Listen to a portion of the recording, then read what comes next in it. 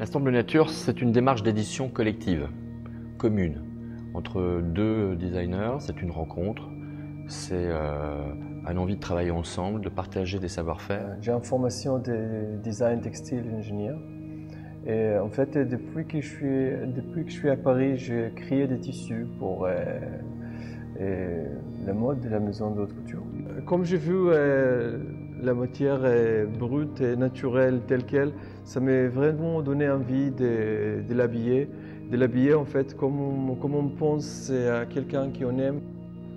Je travaille souvent avec des silicones et matières textiles. J'injecte les silicones en fait à travers des matières textiles. Et ici de la dentelle qui est créée en fait des espèces de matières végétales perlées.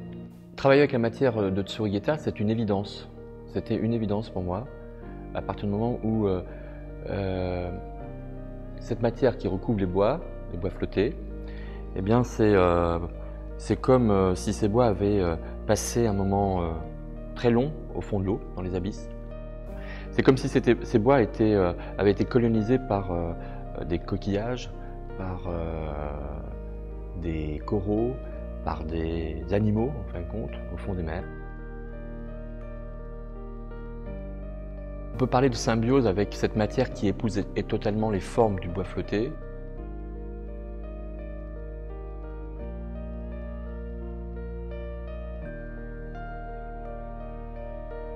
Ici, il y a tous ces détails-là, vraiment comme dans les vrais corps humains, comme on les couvre, on sent qu'il y a quelque chose.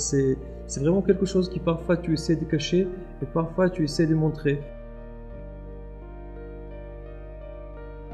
On réussit, on gère les hasards de manière qui ça donne l'aspect très naturel. J'aime bien que tu utilises le mot hasard parce que voilà, c'est exactement aussi sur quoi nous on travaille.